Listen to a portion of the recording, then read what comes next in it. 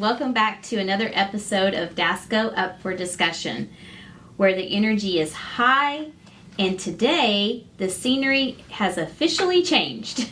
That's right, folks. We've taken over my office at the DSACO office, and let me tell you, the lighting is not all that flattering, so we might need to wrap this up and leave. Now, you've noticed that I have someone special here with me today, and that suspiciously is missing our other fearless leader, Kathy. She claims she's very busy, but we think she just didn't want to race Leslie, who I'll introduce in a minute, in the 5K. Speaking of which, today's episode is all about the Down Syndrome Festival and 5K, and we've got none other than the Queen of Community Chaos. In the best way, of course. DSACO's very own Leslee Boswell in to talk about the fun, the festivities, and maybe even some behind-the-scenes scoop. Many of you might not know, but Leslie co-chaired the walk for several years, and then she and I did it together for 6 years before I became the executive director. So there's a lot of history that we're going to touch on today. So grab your sneakers, stretch those hamstrings, and get ready for some laughs and insider info. So let's dive in and let's get down to the basics. Leslie, how are you? I'm fantastic, thank you. Good. Thanks for inviting me. And we wore our shirts today. She's got Drew's Cruise on, and I've got my Kirsten's Kisses. So let's just talk about a little bit about how your first walk was, because it's evolved. The very first walk, I believe, started in 1994 at Will Rogers Park with picnic blankets. It was just a gathering, like let's just all get together. And then since it evolved to when you did your first walk in what year? 2004. So Drew was born in July of 2004, and we got all the information. We had our little family visit. And I will never forget, Juanita Killingsworth said, now we have this wonderful fundraiser called the Buddy Walk at the time. Yeah. And she said, but it's in September, and I know you've just had your baby, so don't feel like you need to be there. I just want to inform you. And there's a little sheet of information about it, and it's a fundraiser, but maybe next year. And I looked at my husband, I was like, we're going to do this. We're going. Mm-hmm. And we went to Remington Park. It's 98 degrees. Thought we were going to pass out. You walked around the dirt track. I heard somebody the other day say that it was hard to push those strollers. Oh, we had a stroller, and I think we had a wagon, and of course, Darby was 4 at the time, and I think we pulled her more. Drew slept the whole time. She was an infant. Right. She was 2 months old. But we got her a little bitty onesie with the little Buddy Walk logo. It was adorable. And, we sent out, at that time, there's no online fundraising. Right. So it was a letter. It was a letter campaign. So I typed up a letter, sent it out, it cost a fortune to mail to everybody, and then you put a little return stamp envelope to try to raise money, and that was the beginning for us. So did you establish Drew's Crew at that time, or did her name evolve later? Well, I remember making a phone call. I don't remember who I made a phone call to at this time, because I thought, do people wear T-shirts? It was not a huge event at the time. And somebody got me in contact with Kim Silkwood, who worked at a T-shirt place, and she said, "Oh, she makes she does Buddy Walk T-shirts." It was just a logo, and she's like, "Yeah, I don't have T-shirts that small, but I got a onesie," and we just kind of did that. And I had her put on the back Drew's Crew. I don't know why we came up with that, because you had family teams, but it wasn't what it became. Yeah. And I think we just did hot pink, and I had gray for the boys, and my family came out. But it was the next year that I was like, okay, family team game on. Yeah. And we got our own individualized T-shirts. And I do want to think, and maybe this is just my memory, that we kind of started that. Oh, good. Wear Probably. your own shirt. Because everybody came in a Buddy Walk T-shirt. But we changed it, and I think got a camo shirts, and we're Drew's Crew, and that family team thing evolved, because most Buddy Walks you just wore the standard, you got the T-shirt with your fundraiser, and everybody was in unison, which is amazing, and it looks really incredible to see, so many people advocating in the same T-shirt. But we kind of started that family team T-shirt That's thing. awesome. I think. Yeah. How many people do you think were at that walk that you first went to? I was trying to think, and I really have no idea. I mean, it was hundreds. You know, it wasn't the thousands. It wasn't the thousands, but because there wasn't really even a place to congregate. In shade, I remember that was the problem. Is you were just direct sun, and it was September, and it was so hot, and pictures of sweaty kids and wet, you know, and you walked and you left. There wasn't games or, you know, just what? No, but it was just, let's get out here and let's walk with our people. So then I guess if that was in 04, 05, so in 2006, we did 2 years at Remington that we did, and then it had just gotten, So did you join big. the committee right after that when it was moved to the ballpark? When it was moved to the ballpark is when I joined the committee. Okay, so that probably was in 2006. That would have been 2006. Yeah, when we moved. Kirsten was born. Yeah. Did you attend the first? You didn't attend the first walk, She was going to have open heart surgery. Yes. So Right about I think that I remember time. telling you, like, we're going to pass this first year. Yeah. And I'm sad that we didn't. But because You she had would a lot have been, going I on. know, but she would have been fine to go. But again, I was just deer in the headlights, and I was not ready to meet people yet. And And that's what I have found so interesting about this organization is everybody has their different, you know. I was like, let's go. Yeah. And, you know, we raised $6,000 something dollars that first year and kind of set a new little precedence for let's raise some money. But then I think after I saw all of the congregating and all the activities at the ballpark, I was like, oh my gosh, we're doing this next year. Well, and that's what it went from, you know, little face painting and, you know, maybe clowns with balloons at Remington Park to, okay, let's do this thing. And it just became amazing. That's so awesome. I know. I mean, my first year at the ballpark, you couldn't walk. There were so many people. Well, that's what was crazy. It's like, oh, let's leave Remington Park because we've outgrown it or we need, you know, more space for all the fun stuff. And then we get to the ballpark and it's like, you think this is a vast space. This is going to be great. And how quickly it was too much. I mean, logistically, I mean, we did it for 6-7 years. So I can't remember how many years we did at the ballpark. So it started in 2006 there, and we didn't move it until 2018 when I came on board here at the office. My first year, we moved it to the Myriad. So it would have been there a good 12, 15 years, right? Yeah. That's crazy, I know. I mean, here we are going to our 22nd walk, so I can't. Yeah. So we're on our 17th, 18th walk this year.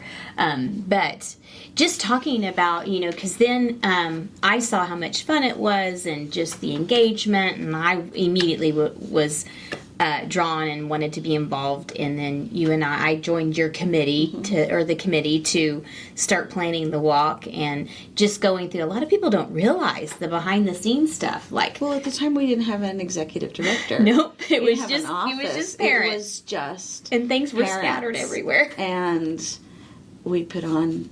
I look back now and I'm like, how do we do that? I know. We have a closet full just here of festival stuff. So and we had a storage unit. That was always the thing. Yeah, everybody had to go to the storage unit and get all of the supplies, get everything out. But there were people on the committee, parents I had never met before, and probably would not have ever met had it not been for you know engaging myself in that. And then I just remember getting there so early, and we tried to get all the news stations there and doing those early morning. And I dragged Kirsten with me with her little blanket, and she'd be on the news. It was quite something. I was my first year. I was in charge of helping with all the volunteers. Volunteer coordinator, yes. Making sure they had their T-shirts and then assigning them all their jobs. And that was a job within itself. It was. I mean, I remember having to really carve out time from work to manage that. And I think at the time there was like 200 volunteers that we had.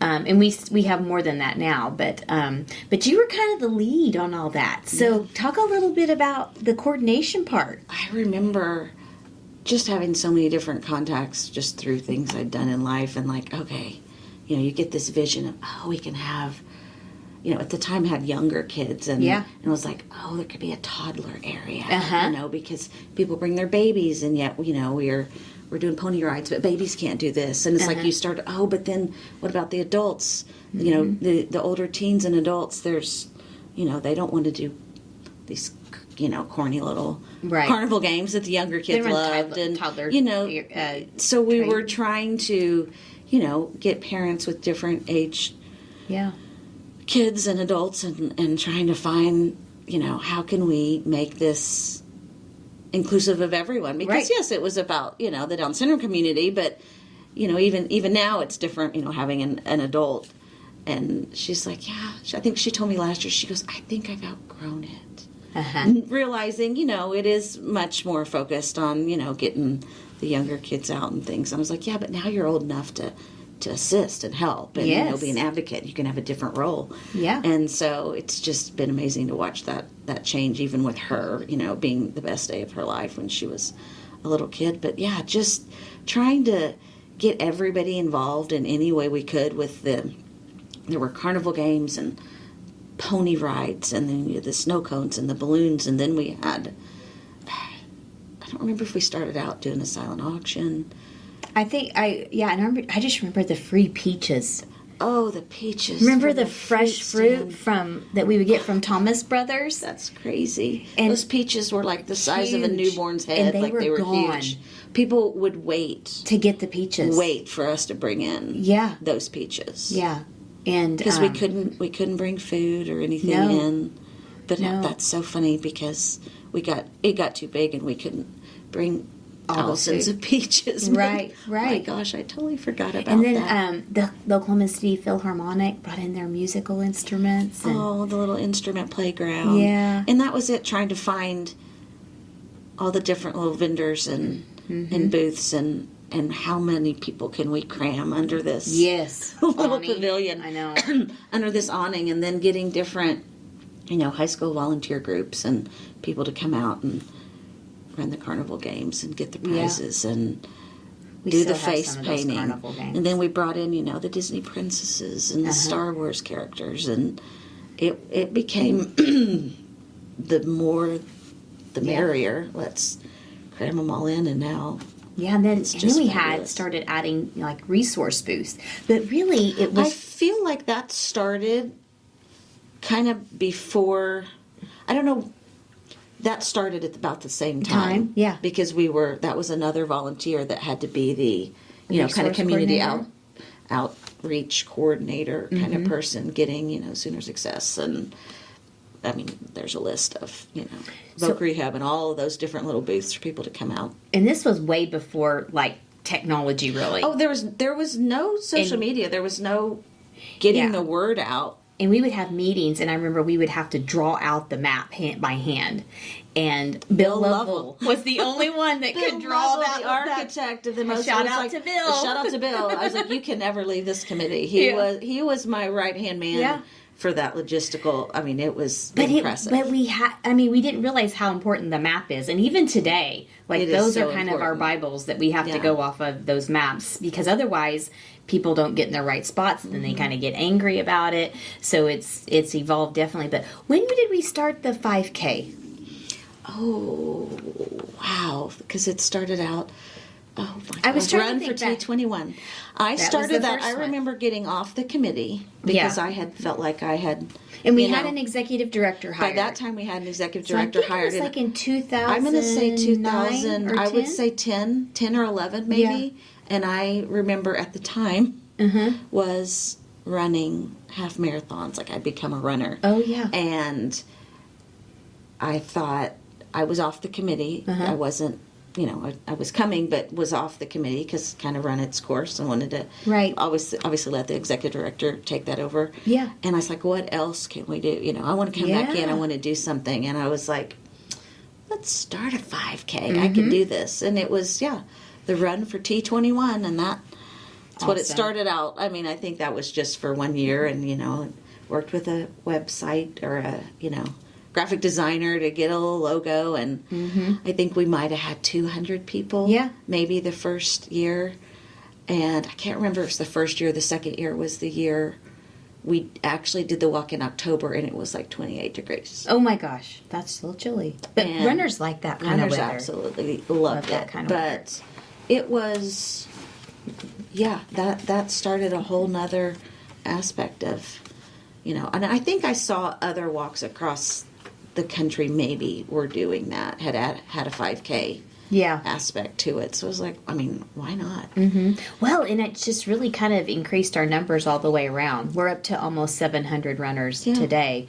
And there's a lot more details involved with the 5K, but yeah, it's kind of, it was a separate own little event ahead of, but I just kind of felt like we were reaching out to a whole nother, at the time I was a runner, so I was like, oh, these are my running people, we're going to get them going, and here it is. I just loved it that people would still run in their shirts, and then they, had socks that matched, or they would dress up in tutus or whatever just to make it Well, then people fun. Started pushing their kids, their they were strollers, which, I kind of thought, oh, this is going to be a race. Yeah. And then I realized this is just another aspect of awareness walk, just another way to raise money, really, was adding that aspect to it. It also put another awareness level that our kids can participate in 5Ks. In physical activity, and that we want to be healthy. Our kids want to be healthy, and we want to maintain that level of activity. So, we want to promote that amongst our community, the health initiative as well.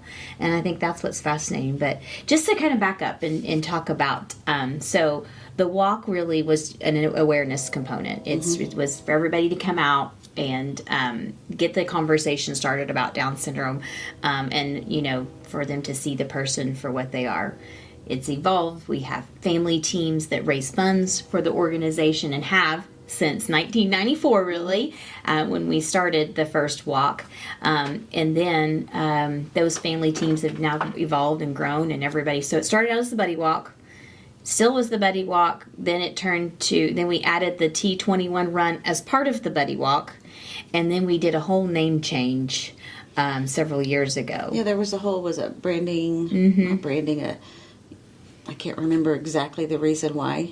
I think the board and the committee decided that they wanted to just combine it all funds, together. Really financially, because I think we were having to pay for rights to use the Buddy Walk name, and that was it was a lot of money that was going. Fees. Yes, a lot of royalty fees, and we were like, we were one of the biggest walks in the country at the time, because I went to to Ohio to a conference for the Buddy Walk organization for directors. We didn't have still at that time executive directors, so I went to discuss that, and it was as that change was happening where we were going to have to start paying for the use of the Buddy Walk, and we were huge. Yeah, because it was based on a percentage. Run, and you had to base a percentage of what you had to give back to use, it's like NIL, use the name, image, and likeness.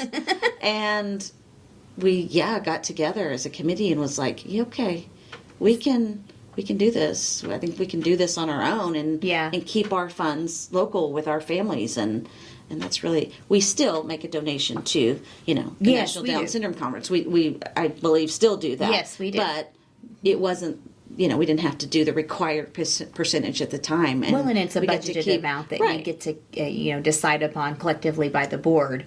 But you're right. And so we switched it at that time to the Down Syndrome Festival and 5K. Yeah. That's what it still is today. It still is today. Yeah. Yeah.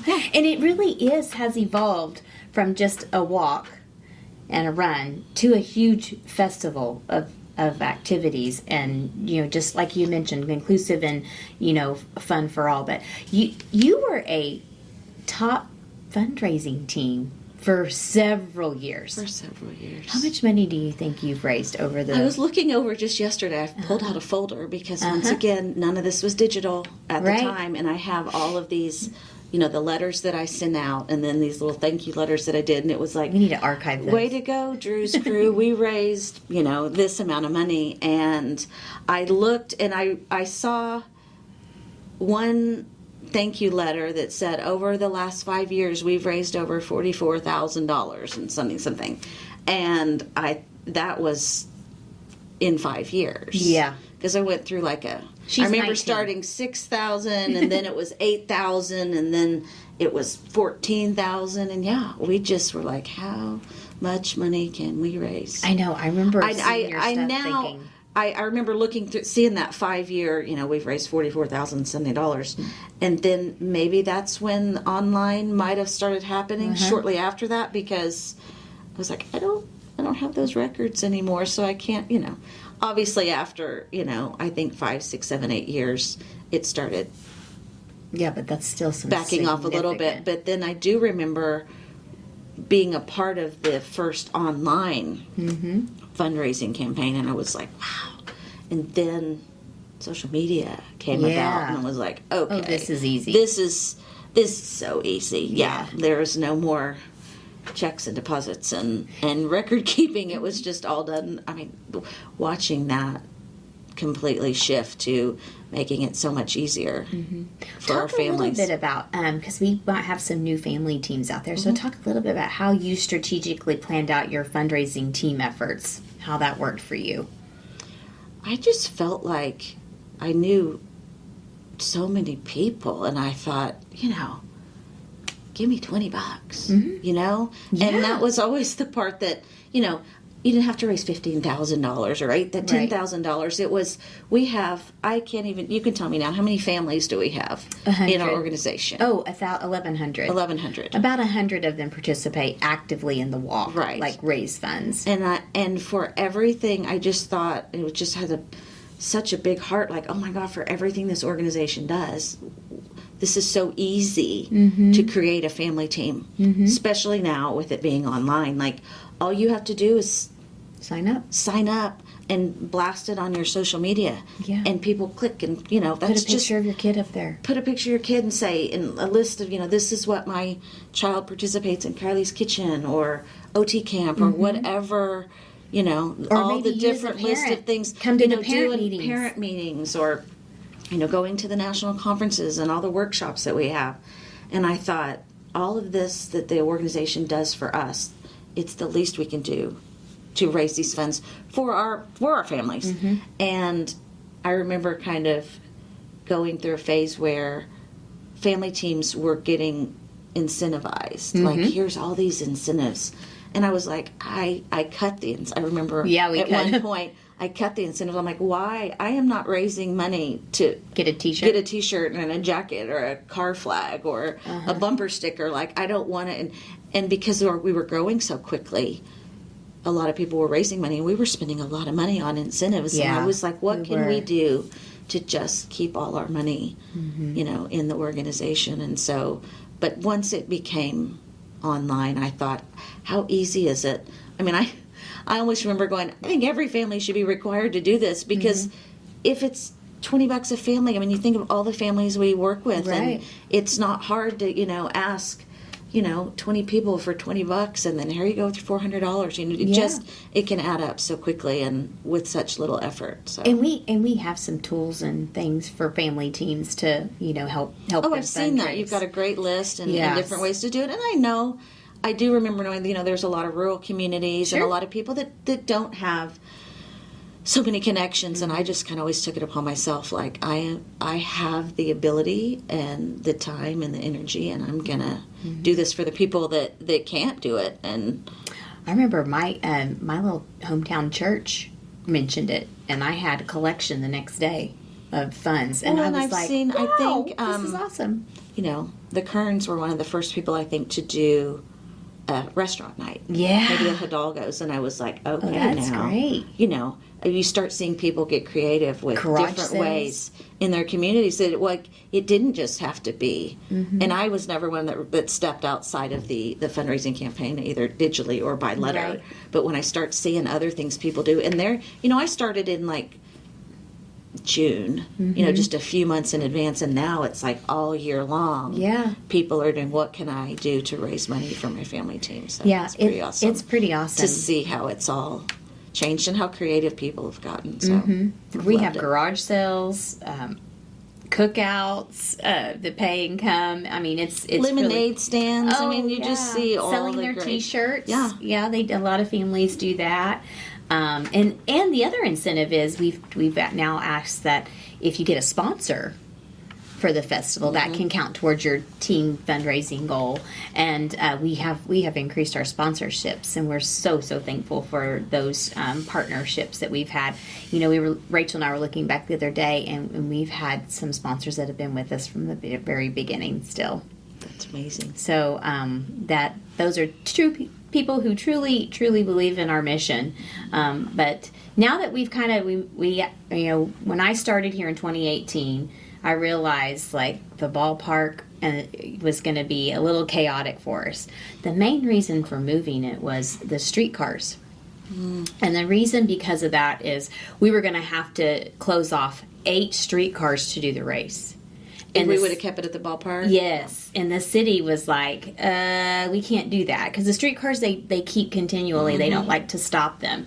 So then it was like, well, let's try the Myriad. And I thought, well, we'll try it and see if it works. And I've had so many people say how much they love it. And I cross my fingers every year that there's no rain, which we've been so lucky. It's just God looking down on us going, here's your day. Here's the most perfect weather. Beautiful. Well, 22 years, like I said, one time 28 degrees. It was freezing cold. And 1 year it rained. One time it rained, but it wasn't like just little minutes. Downpour. No. It was just rain. And we still walked. And we still walked. I mean, you and I talked that morning, like, are we going to do that? We're like, yes.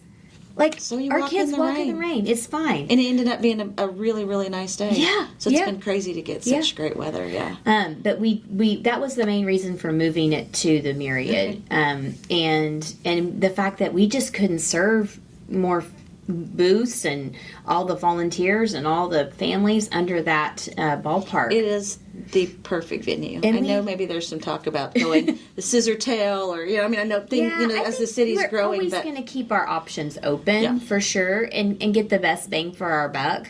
But it is, the parking's great. We get those donated parking spaces to us so people don't have to pay to park. We had to get the 5K re-sanctioned, but it's one of the best courses. Mark Bravo will tell you that because he's ran it and he has his runners come. But it's a really nice course to run. Plus, it takes you through part of that old part of Oklahoma City downtown. So everybody kind of loves that. And then we just are able to see. I've had parents say, "I can see people. Like I can look across the yard or the area and see another family and go, oh, well, there's so-and-so, and race over there. So I guess it is a better atmosphere for everybody to kind of gather. With the band shell, I mean, just we have our own little concert. It's perfect. And it's beautiful. And to see hundreds of families, thousands of people all gather in that beautiful our city and celebrate our kids and families. It's just the best day ever. Yeah, and we get a lot of support from the Oklahoma City Police Department and the fire and ambulance services. We have to coordinate those, and I will say just some behind the scenes logistics. We have to start putting our permit together in April. I always remember that, even for me, that was not my area of expertise was permits and it's crazy how all of that. Oh, yeah, it's a booklet. How much work all that is. I remember having to go to the city council. Yes, to go to these meetings. Okay, and going, wow. I have to go and present at city council our event. And get the approval. And they have to vote on it. Yeah. So there's a whole packet that we have to submit that has everything from our noise permit, to the 5K routes, and it's detailed. And of course now the health department's involved because we have food trucks now. Yes. So it can get a little involved, and we have a committee now that's about 12 members. Our raffle prizes, that's what we've added. Those of have grown since then. And I'll tell you, the beef has been the number one seller the last few years. So we will try to continue that as long as we can. But for any of you out there listening, if you have any connections and want to get us some raffle prizes, we're still taking those. We'll take them. Yeah, but we try to do like a mom's, a self-care, a kids package.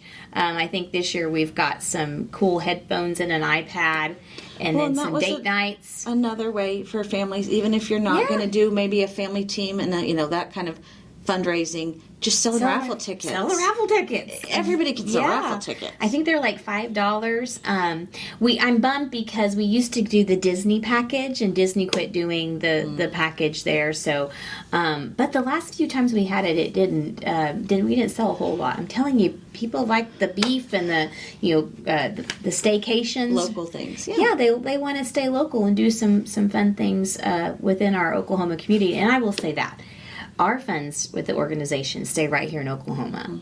I do not, when we look for vendors and places that we're buying things, I like to shop local.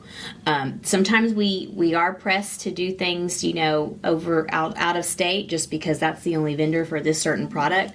But for the most, we shop locally and try to keep our dollars right here in Oklahoma, because we know how important it is for those small businesses. And any of those small businesses that want to come to the festival, I'm like, come on, that'd be great. I want our families to know that you're a service to us, or that you're welcoming to our community.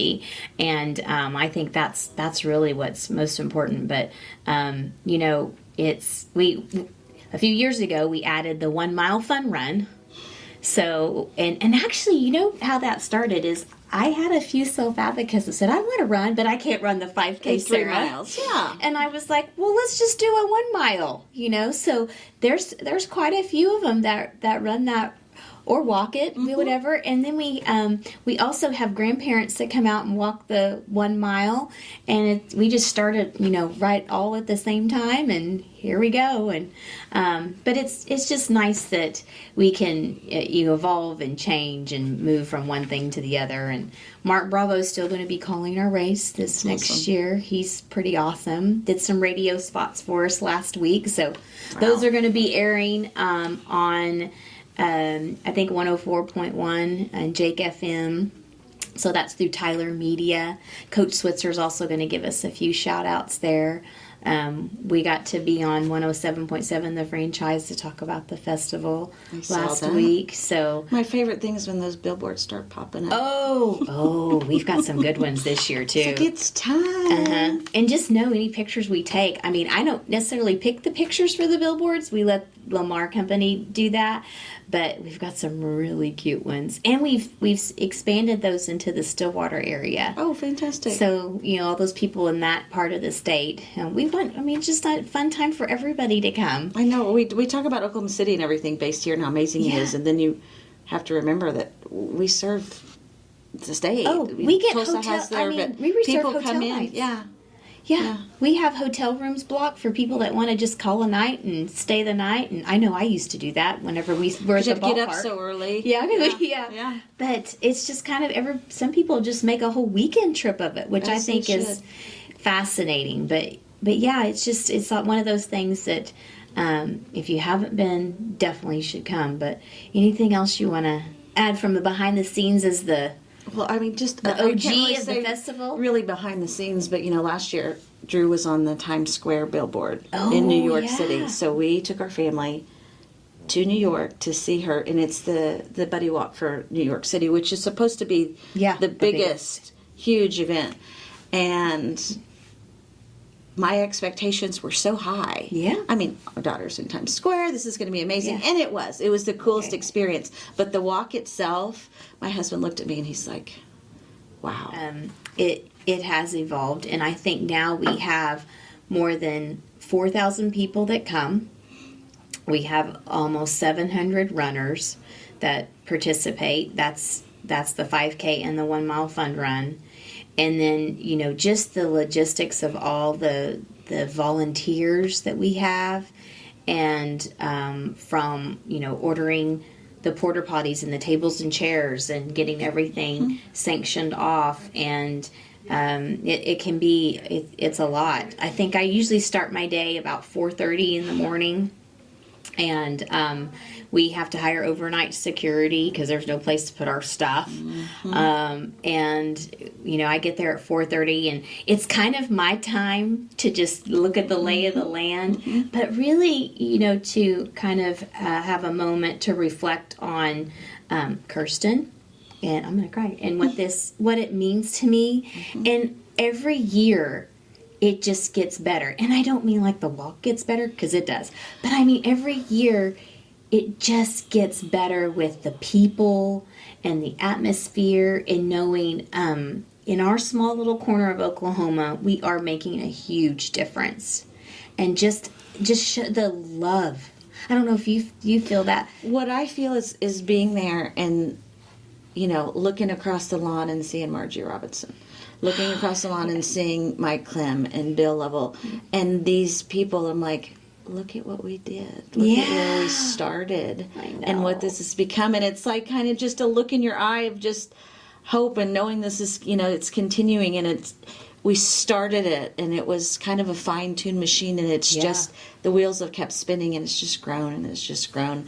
And there's just a pride in that, knowing that we're going to continue to do this. I'm going to see you every year at the biggest family reunion. Remember we said we're going to still be doing this when we're 80. I know. I mean, we're still gonna going to be dragging our kids and coming here. Because it just means so much to us, and so much to our families. And if you haven't been a part of it, you don't have to raise money the first year. Just show up. Just be a part of it. Just come and push that baby in that stroller, and know that, we started this a long time ago for you. For family. It's 20 years for us, 22. I remember you telling me at one of the first walks that I came to, you said, these are our people. These are our people. Mm-hmm. And that's what it's really about, is this is our community. These are the people that love us unconditionally. I mean, we have therapists and doctors that come and run because they know how important it is to be there and be present for the family as a whole unit, and not just that one child. I think now I see it more, when it was in the beginning for fundraising and for advocacy, and really letting, our family and friends know that this is our world. We want you to be a part of it. We want you to raise Drew with us and accept her and all her friends and the rest of the community. It was an advocacy effort, and now I see it as a celebration. Like we've raised her, and we're still raising her, but now it's just a celebration and a reunion, and hopefully, setting it up for all these new families to just continue it and be what we were years and years ago, but what you have done to keep it going and keep it growing is just so appreciative. So grateful. And really, as a family, those of you listening are trying to figure out, how do I do this? Just get online. Go to dsfestivaland5k.com and just start your team. And you don't, like you said, you don't have to raise money, and if you do, great. There we have some fun family team incentive prizes. But remember when we had the traveling trophy? So the family team. Oh my! I've forgotten. Yeah, I've forgotten the family about team. That. I don't even know where it's at. Where is that? I don't know. I don't know who has it. If you have it out there, let us know. Bring it back. Yeah, I'd like to put it in our. Funny, no. I'd like to put together like a little archive shadow box of things. From I the remember, festival. and I wish I could remember what team it was, but I remember after 6 or 7 years when a team raised more money than we did, and I thought, yes, somebody's there. Go do it, and that might be the person that has that trophy right now, and I can't remember who it was. But. Maybe it is, again. It's just so much fun, but it has evolved, like you said, from that awareness component to now just a celebratory event that we get to enjoy. I mean, even though I'm working, I still get to have moments where I'm enjoying it, and I make a point to walk with Kirsten. I might not make the whole route, but I at least make a point to walk with her because it's important to her. Yeah. Like now that I don't know if Drew recognizes that. Well, it's been a change with Drew because as she's gotten older, at one point I think one time had 100 people come in t-shirts. Yeah, and we did a big. I had somebody make a white T-shirt that just said Drew's Crew, and we had a tie-dye party. And it was my favorite. I remember Every 3 that. years we've changed T-shirts. Yeah. But we had 100 people over in my backyard tie-dyeing shirts. What an awesome then experience. it was just, we did that, and I think we had pizza, we had a great time, and then, everybody came to the walk wearing their T-shirts. And as she's grown, she's seen, it's just changed. And now not as many people come. We don't have. Right. We still have all the support and all the love, and I know it's there. But we've just grown up to more. Now we're just there to support and appreciate what it's become. And I don't.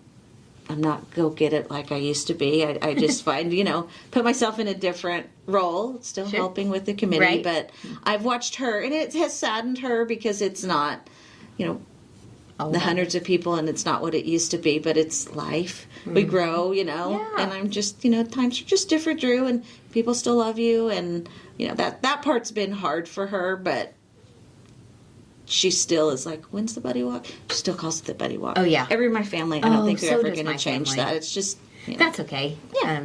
They can call it whatever they want. That I'm like, the festival is, Yes. and she looks forward to it. We still look forward to it, and we'll be there every year from here on out. So I guess we can't walk anymore.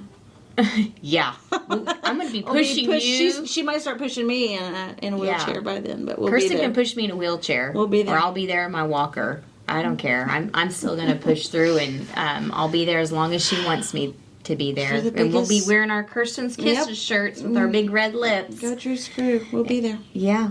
And I think that's what's so great. Well, I just appreciate you being on today and sharing your insights. It was so fun to go down memory lane. I know. And we do have a Buddy Walk Festival memory book, so it'll be at the festival this year. You can come by the DSACO booth and check it out. There's lots of news clippings and photos, so you might see your kid in there. But yeah, just kind of nice to see we evolved from 1994 to 2005. Wow. 31 awesome. Years we've been doing this.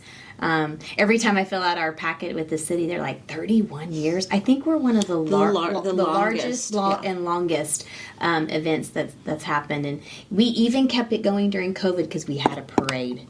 We did the car parade. So we even kept it in for that. But for those of you that are interested in signing up for a team or to run in the festival and 5K, or just to be a part of it as a vendor, however you wish, you can go to dsfestivaland5k.com and check out all the things there. Again, you can start your fundraising now. This is our largest fundraiser. We hope to raise over $200,000 this year. It's just grown each year with our fundraising. I do remember one of my first thank you letters. It was, we raised $45,000 this year. Way to go. And here we are. $200,000. I'd like to get that up to more than that. So because the more we raise, the more we can do is all I can say. And so that just helps all of us and all the 1,100 families that we serve. But we do try to keep every single penny here in Oklahoma. But a huge thanks for you sharing all the details about today. And whether you're running, walking, volunteering, just show up. That's all we ask. We truly hope to see you there. And all of our volunteer slots are also posted, so you can come and volunteer with us if you would like to see that behind the scenes. But don't forget to spread the word, bring your energy. It's going to be an unforgettable day as we celebrate 31 years of our community. Awesome. And Kathy, if you're listening, we might save you a race bib. So maybe. But yeah. But only if you promise to show up and cheer the loudest. We also need, volunteers to have those signs for our racers and keep them going. But thanks for tuning in. And as always, stay kind, stay connected, and we'll catch you next time. Bye.